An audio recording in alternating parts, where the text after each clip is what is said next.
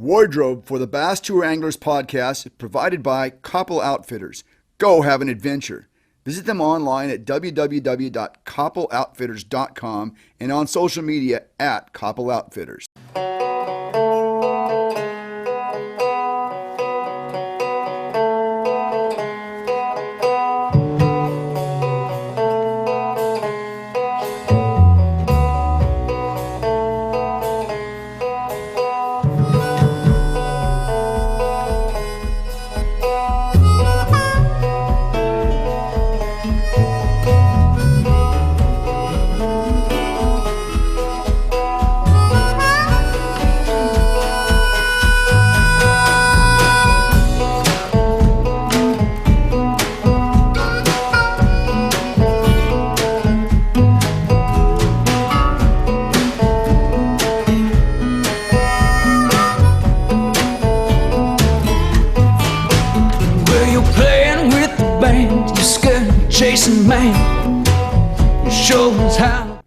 We'll get those life vests zipped and clipped, tie down those rods, and stash those tackle bags because we are going fishing. Hello, everybody. Welcome to the Bass Tour Anglers podcast, and thanks for being with us today. If you're new here, please remember to subscribe to our YouTube channel and leave us a comment if you're so inclined. We are proud to announce that the Western Fishing Network, our parent company, is now the Western representative for ducket fishing. You know these guys, the strongest pro staff in all professional fishing, and a lineup of rods, reels, and baits designed and developed by these very same pros. If you have any questions about the ducket fishing lineup of pro-driven products, send us a DM on Instagram or go to our website, www.basstouranglers.com, and send us an email. Our guest today is fishing the Major League Fishing Bass Pro Tour, the BASS Elite Series, and the Major League Fishing Big 5 Pro Circuit. He has a win on tour this season, having won a Major League Fishing Big 5 Pro Circuit event at Smith Lake. He's a two-time qualifier for the Bassmaster Classic. He's qualified for 8 FLW championships, and he won the 2016 FLW Forest Wood Cup. John Cox, welcome to the Bass Tour Anglers podcast. Thanks for being with us today. Oh man, thanks for having me on. John, you are really a man of the people. If a person is a diehard BASS for lifer, you're fishing their tour. If you're a big fan of Major League Fishing Bass Pro Tour, you're fishing their tour. I really think that maybe you could be our presidential candidate. I mean, because you're Democrat and Republican. Who could not like you? Right. Man, I'm telling you, I mean, I've been fishing bass forever, fishing the opens and everything. And, gosh, I love fishing both of them, and, the both formats are so different and stuff. And, I love fishing, Yep. When we talked earlier this preseason, you told us that you intended to fish, the Major League Fishing Pro Tour, a Bass Pro Tour, the BASS Elite, and Major League Fishing's Big 5 Pro Circuit. I think we figured out it was something like 23 events. There could be some cup events added to that. There was a Bassmaster Classic added to that. When you look at the schedule of all these events you were going to fish, did you circle any of them that looked like they might be ones that you were really looking forward to, or did you circle some that you weren't looking forward to? Yeah, I mean, there was a couple I wasn't, and there was a couple I definitely was excited about.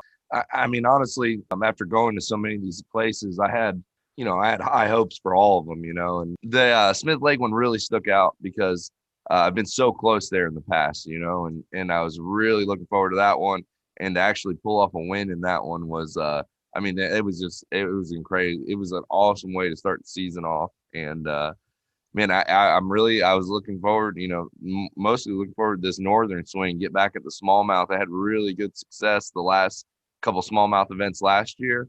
So I was really looking forward to jumping back into them for this year. I was gonna ask you about that Smith Lake tournament in March. So you kind of already answered that, but that was one that you was there kind of a revenge factor in that one? I mean, I don't know if you take revenge at a lake or not, but I mean, I know we go home sometimes thinking I could have done better. Yeah. I mean, there was. I mean, I had a shot to win there in like 2015, and I got thrown out of the boat or whatever, so I wasn't able to weigh in and stuff, and I really felt like I was going to win that one. And then I took a couple second places there, and Yeah, I mean, it was definitely some revenge to win that one for sure. Now let's go back to that, John. This is not a story I'm familiar with. You got thrown out of a boat. I got so it was when we would make the top 10 in FLWs, we'd have to run their boats or Oh whatever. yes. Yeah, so I was in the top 10, and I was just running down the lake, and something knocked the motor out of the water, or something happened with the motor, and the boat just instantly spun around, threw my camera guy out. Oh, I tried to hang on. Oh, threw Brian New out, actually. If you ever talked to Brian New, he was my camera guy for that in the boat. They used to give him like handheld cameras, and then uh so he flew out. I tried to hang on, and I should have just let go, because man, when I hung on and the water hit the side of me, it like sucked me right back into the motor, and it like oh knocked me man. out, and it was awful. Oh, But that's not, yeah, I guess we can say it with a smile on our face now, but yeah. I think that's the one thing everybody worries about ever happening. Oh yeah. I mean, that's the one reason I drive slow. Every time I see New, I'm like, yeah, I'm glad we didn't die that day. And he's like, yeah, This is Brian New, fellow BASS Elite yeah, Series competitor. yeah, Wow. yeah, He's been on the show before. I have to remember to ask him about yeah, that next yeah. I'll have time. to bring that one up next time. Change.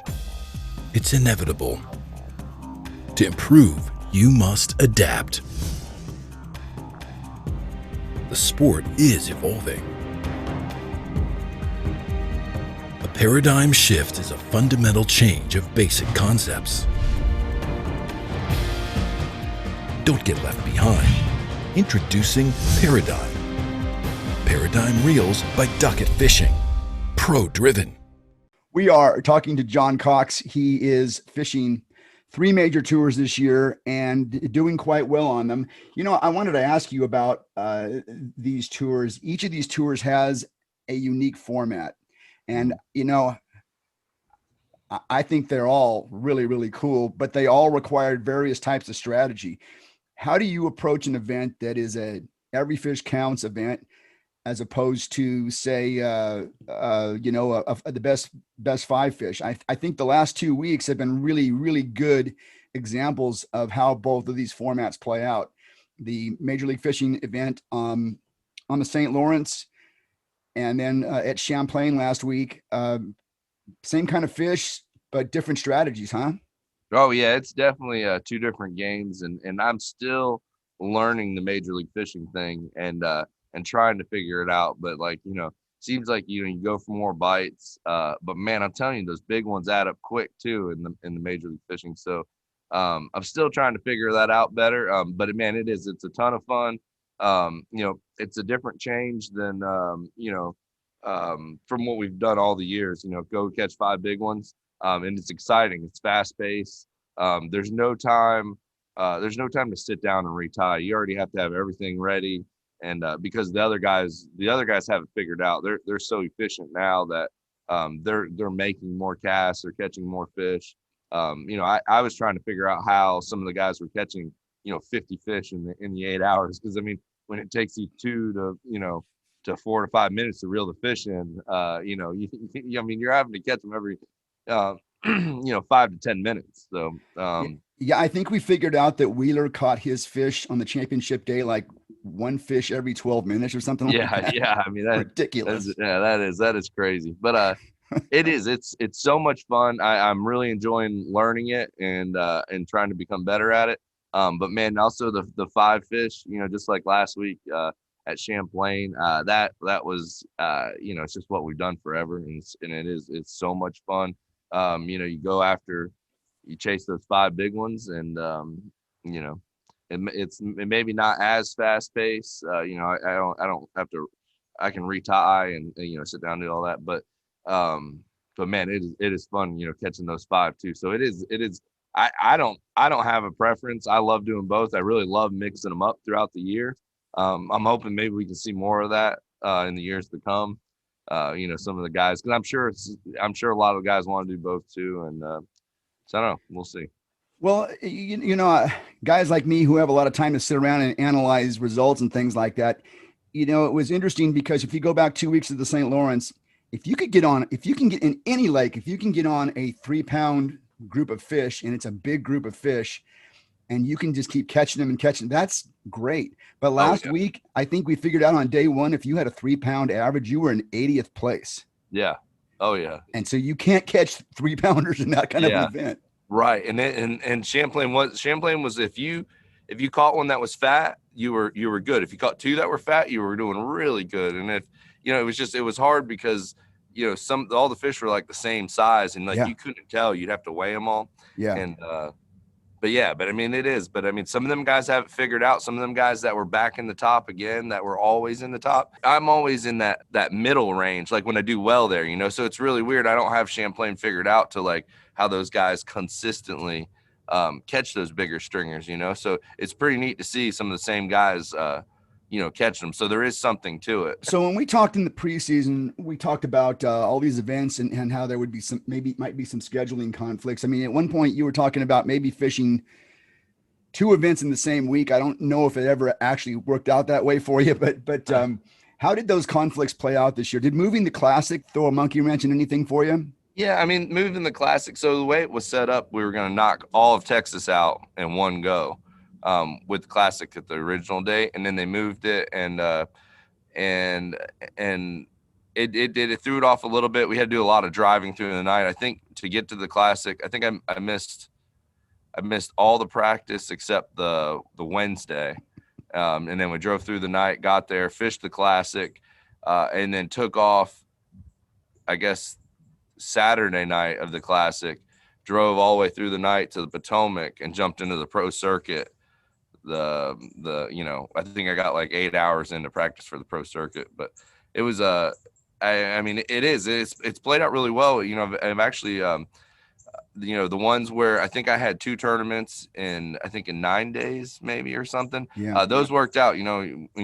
Fished one, drove through the night, jumped in the other one. I think we had 1 or 2 that were really bad disasters, but we had other ones where, we got 2 checks in that 10 days. So that was really cool. And, it worked out pretty good. I really enjoyed it. I mean, I know it seems like a lot, but I like fishing new places, and, I had the family backing me and driving and everything. And, they were really into it, following it, and they're, flying out, and they're, like, Dad, or the wife's like, oh, you got, we got 13 hours to get there. It's a 12-hour drive. We can't stop. And so it was fun. Well, I mean, I think it's one of the more compelling stories that we have on tour this year. And I mean, I don't, like I said before, I mean, it doesn't matter which tour you favor or anybody favors. What you're trying to do is pretty spectacular.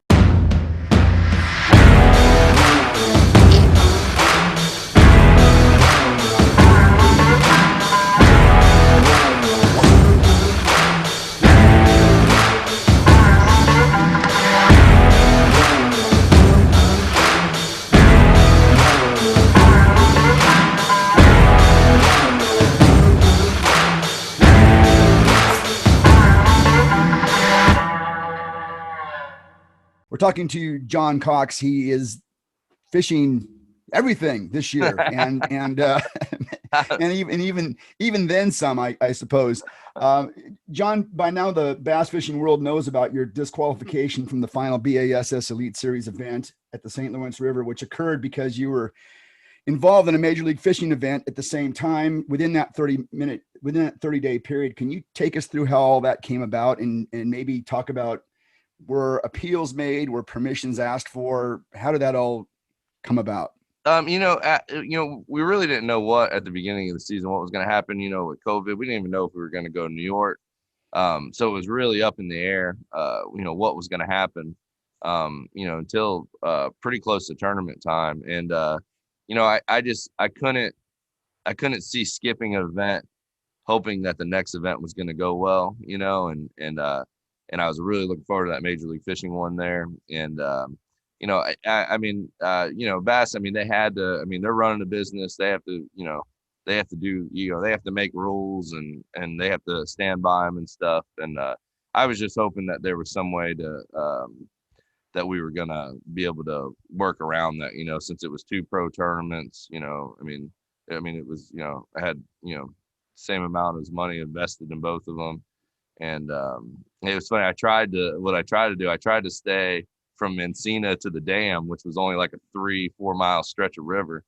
So I just hung out there for the MLF tournament and did really well. Won the Yeah. round and made it to the finals. Like, it was incredible.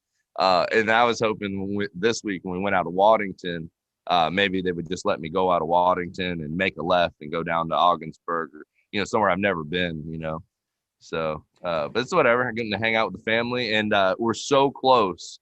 Like, I'm just doing the math for the classic thing. Didn't think we had a shot, but honestly, there's 10 guys that can bump us out. The guy in 50th to 41st, or 9 guys or whatever that is.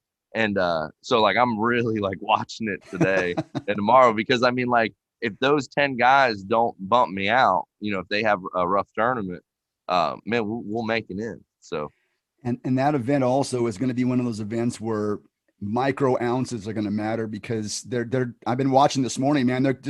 They're all cookie cutters up there. Yeah. And it's unreal. You could catch 18 pounds a day there and not get paid. You could catch 20 pounds a day and not get paid. That place is incredible. So it's gonna be exciting to watch. And also I'm bouncing back and forth because I'm watching to see what guys are doing what there. And then my buddy Keith Carson's over on NPFL, fishing pickwick. So it's gonna be a good week to be home and watch live anyways.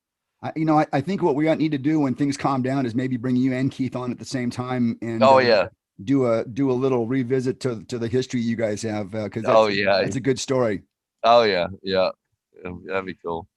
So now at the Lake Champlain BASS Elite Series event, you wore a jersey on stage that had a Major League Fishing shield on it, and oh my gosh, that's created quite a stir. And I guess we want to find out. I mean, were there messages involved there? Folks get riled up about this stuff. I know. I'm telling you, and that's not me. I would never. That's like one of my main things. I don't want to. I don't hate either trails. I love them both equally. I mean, that's it's how I've taken care of my family, fishing both trails. And man, I'm telling you, that morning I woke up. I think I don't know if I had bad Chipotle the night before or what it was, but I was so sick. I was having to run to the bathroom almost every hour. And, so I was fishing and I was running back and forth to the bathroom and I was catching them. Like I had like 18 and a half pounds before like 9 o'clock or something. So like I was having a good day, but I wasn't able to enjoy it because I was so sick. And when I got to weigh in, man, I just reached into my, like, you guys that don't know my organization, like, it's a disaster. Like, I have Bass Mafia bags with power bait, like, all through this giant middle compartment in the Crestliner. And I just reached in and I grabbed a jersey, and it must have been an MLF one from the St. Lawrence. I threw it on. I went, weighed in. I was excited to catch 20 pounds. I was like, man, that was going to give us a lot more points for the AOY thing to make the classic. And I was excited. I'm like, man, I can't wait to see these pictures of these, giant smallmouth I caught. And when I walked off stage, one of the guys grabbed me and they're like, hey, you got the wrong jersey on.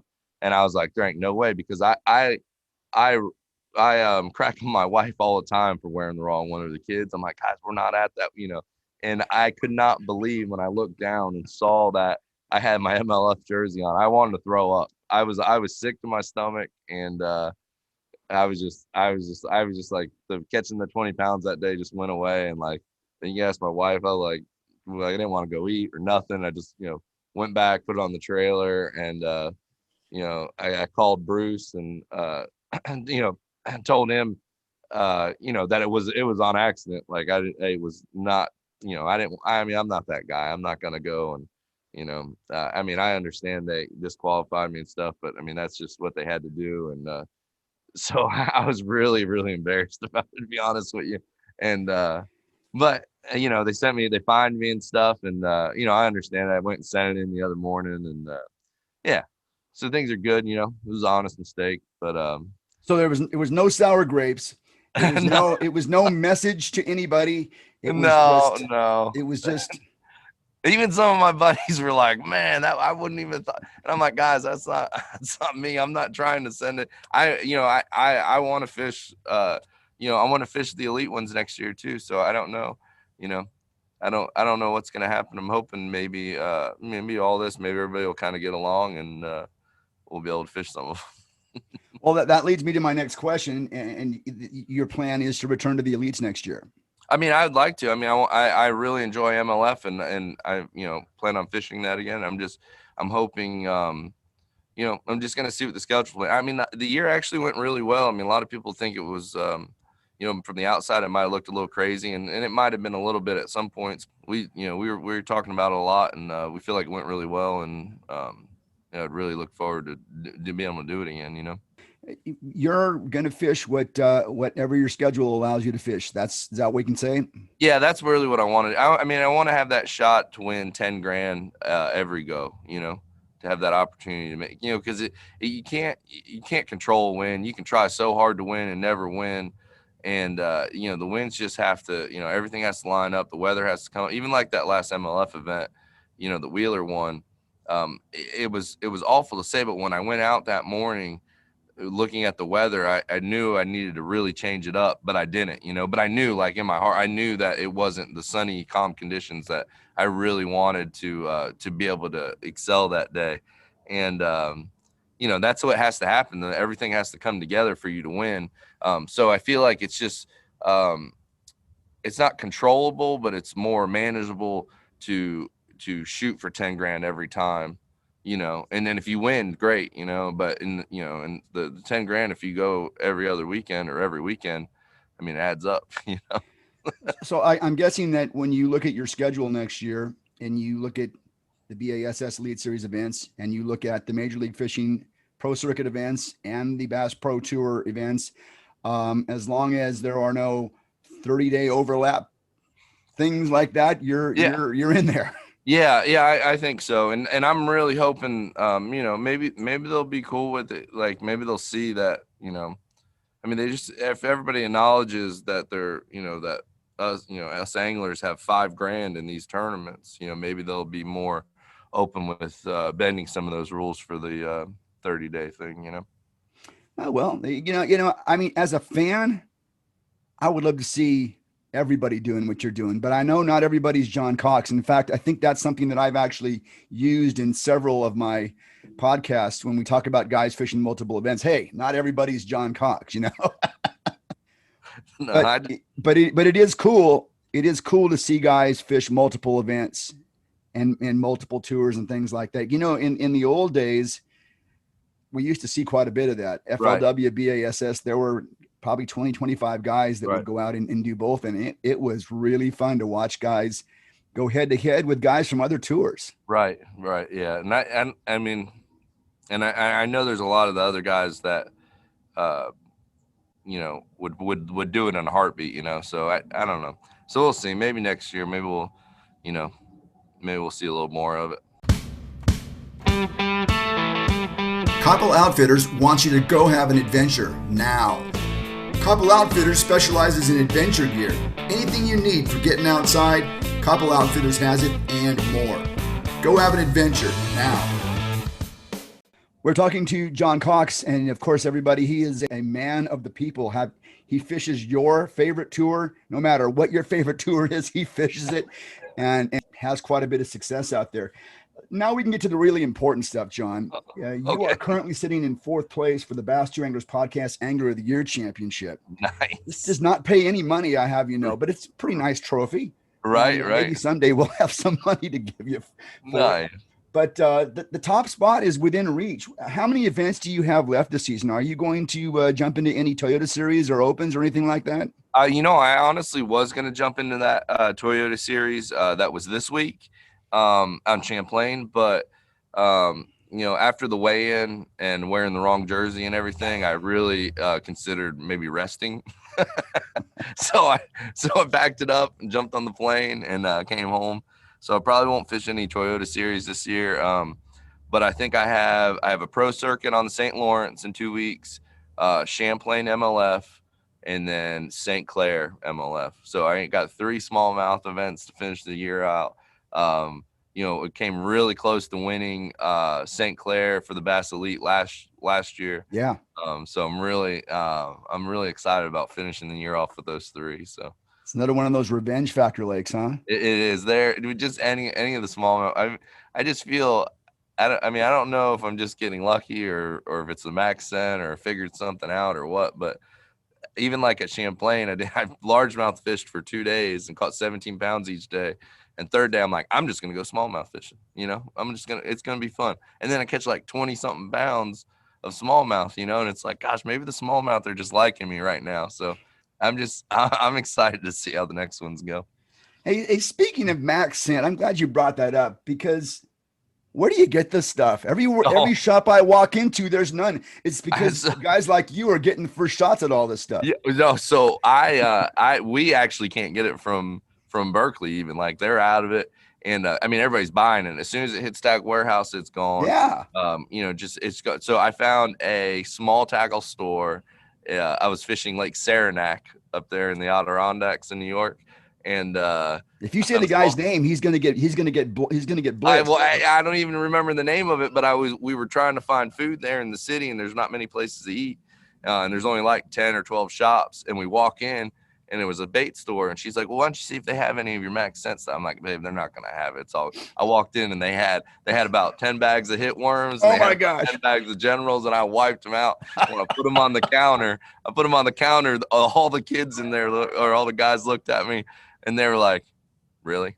Like they were shocked that I was actually buying all this stuff, because like people think, yeah, we just get it, but when we can't, I mean, they just don't have some of it. So I've been getting it from small tackle stores that still have it, and I've eBayed some. I mean, some I've bought.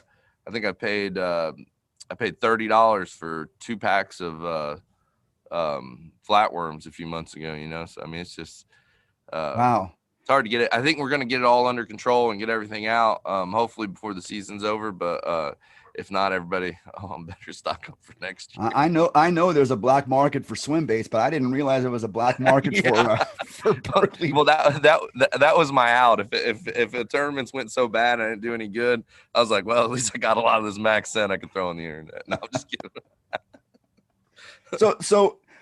So first of all, what is it about it? I mean, you're a firm believer in bass fishing and scent, or is it taste? What is it in your opinion? I always try to think it's not. I always try to think it's not a color. I always try to think it's not a scent or a shape. I always try to think it's more location. Um, but the power bait and the max scent, it proves me wrong almost every time, and it's mind blowing to me. I don't know if it's a different texture of plastic. It's more like a sponge. So when the fish does bite it, it kind of it lets out the max scent, and I think that has something to do with it. I know even I like throwing the max scent meaty chunk a lot on my swim jig, and it doesn't have that action like a lot of our normal swim jig trailers have. You have to give it its action with the rod. And gosh, man, I just a lot of times when they come up and just grab the chunk and you set the hook and miss them, it almost eliminated that. So that was really weird. That made me realize that, man, they really are, when they grab it, they're actually, once they taste it or whatever, they're actually taking it. And man, that's what Berkeley does. Berkeley has a bunch of scientists, and that's what they do all day Yeah. long is test that stuff. And it's hard to believe, but it's actually working. John, which max scent bait have you done most of your damage on this year? I mean, we might as well just let the secret out and So get people so out there my buying my stuff. my baby was the Max Scent General. I mean, that was like my go-to for everything.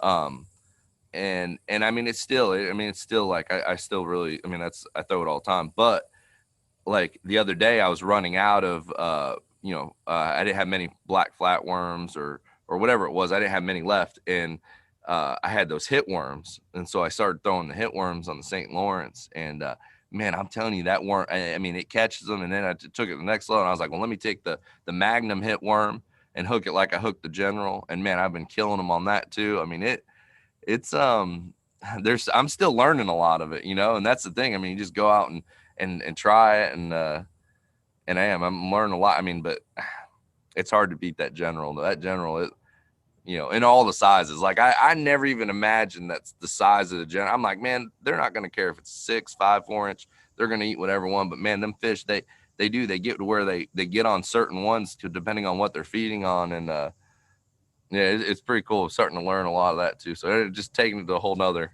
level. Do you have a hand in designing any of those baits? And we're actually we've been talking.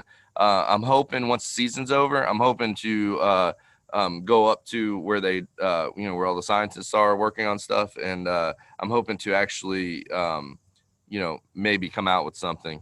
Hoping that will be Okay. really exciting. That will kind of be for me and Keith, we fished about very similar, and we use all power bait stuff except one or two baits. So I'm hoping we can add those to the arsenal next year, because I think they'd be even better once they're in a power bait max scent formula. So yeah, we'll see. So hopefully we have some exciting stuff for next year.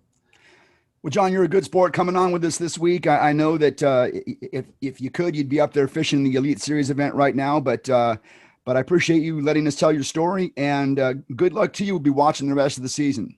Oh, thank you. Thanks for having me on, and hopefully we'll be back on. We'll get me and Keith on here. Yeah, we'll do that for sure. All right, take care. All right.